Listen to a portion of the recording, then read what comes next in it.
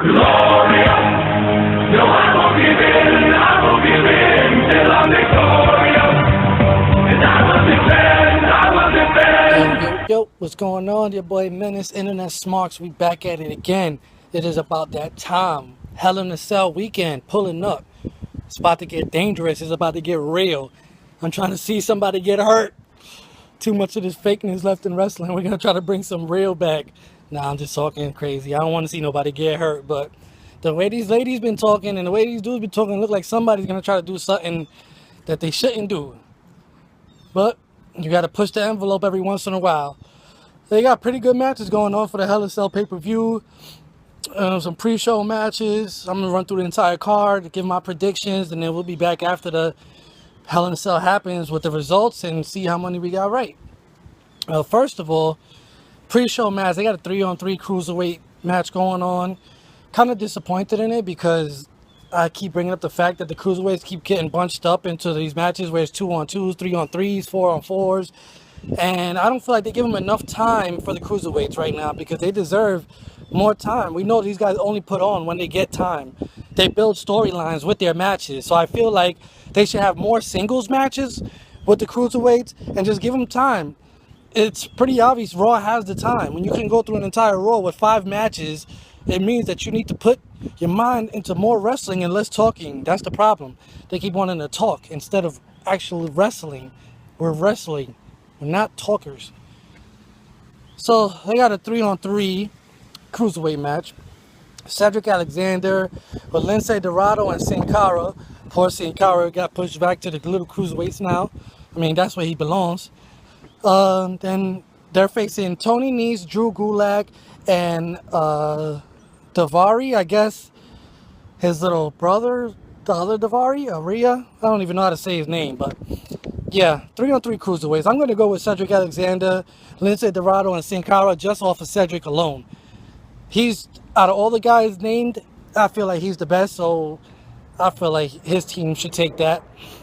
They follow that up with Dana and Bailey, third match. Only thing I pray for is that these ladies don't botch the entire match, because it's pretty easy to see that Dana is not good out there, but yet they keep trying, and poor Bailey gets pushed up to the main roster only to get stuck with a Dana. Like, I don't get it. I guess they really didn't feel like she was ready either. I got Bailey winning this match. If Dana wins, I'll be surprised as hell because she don't deserve that win. She's done nothing to win right now. She's not even a good wrestler. She looks good. She's built proper, but when it comes to in-ring, she does not know what she's doing. So I got Bailey taking that match. Followed that up with Enzo and Cass against the Club. First thing I want to say is I hope whoever wins this match gets the title of #1 contender, because I don't see what's the point of both of these teams getting pushed out of the way when they had their rivalries with the New Day, just to throw in Cesaro and Sheamus in there, and now these guys are stuck facing each other with no payoff according to what we know. This one's kind of tough because I like both teams. I'm going to take the heel side and say the Club is going to win just because they're frustrated right now. Enzo and Cass have a lot of time to build up, but coming from Bullet Club and seeing what they've done, just to be turned around now until these guys just get beat all the time, it just doesn't add up to me. But that's WWE for you, this PG shit. I'm going to go with the Club. And we have the Cruiserweight Championship match. You got TJ Perkins against Kendrick. Now, as much as Kendrick feels like he needs this and stealing the whole angle of my family and my kids and all of this stuff, I don't see TJ losing the belt so quick. The whole emotional thing, cool, whatever, but it doesn't work on me.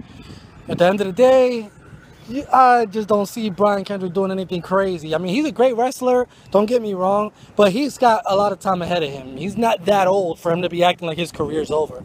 So I'm taking TJ Perkins just because he's fresh, and he's been doing a lot. And even him joining the Dusty Rhodes thing is like, man, this guy's everywhere. And if he keeps winning the way he's doing, I'm not going to go against him.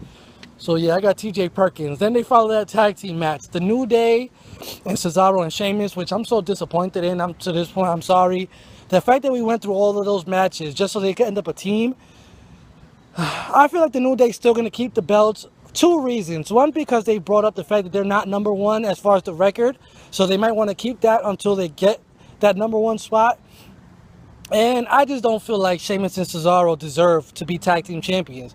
Like they're better singles competitors than tag team. I don't understand why this was like a last resort type thing. Like, we have nowhere to place you, so here you go, congratulations. And I just felt that was stupid. So I'm gonna still go with the New Day. Kind of hoping I get proven wrong. I just wish it wasn't Cesaro and Sheamus.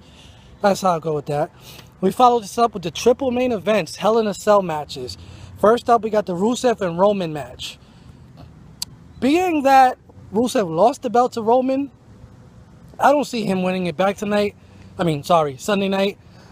But I will say I want Rusev. Rusev is a great heel, and he deserves the belt more than Roman. Roman doesn't even play proper to his character. It doesn't matter what he's trying to do. It's never going to work.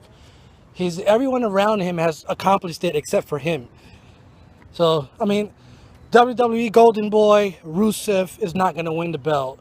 They're going to give it to Roman. So, I want Rusev to win, though. My prediction is Rusev. I'm thinking WWE is just going to give it to Roman.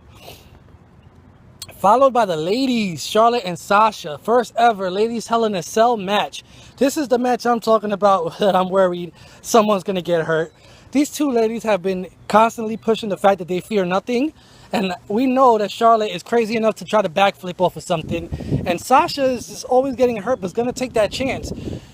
She dives through the ropes and runs into the cell. If they end up on top of the cell, if that door opens and they're outside of the cell, anything could happen. Being honest, I feel like Sasha's going to keep the belt. That's my prediction. But Charlotte, it's really unpredictable. Like, she is one of the best, and she can take that at any time. So it just depends who gets more dangerous in this match. And last but not least, we got the main event, Kevin Owens against Seth Rollins. Woo! I'm calling a 5-star match. These two going to go in. KO might be a little less worried because Seth is been hurt, so Seth is going to try to protect himself. KO is just ready to go all out and prove that he deserves to keep that belt. So at this moment, I'm going to stick with KO because that's my guy. Kevin Owens the GOAT.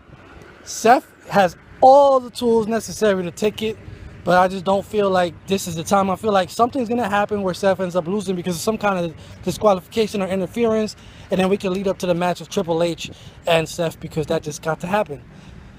So yeah, that's so far everything that's happened in the Hell in a Cell. Those are my predictions. We'll be back afterwards to give the recap of what actually happened. I hope everybody tunes in. Y'all can keep up with us. We'll definitely be live tweeting off the InternetSmarks on Twitter. That's InternetSmarks1. Just follow us on there, and we'll be live tweeting.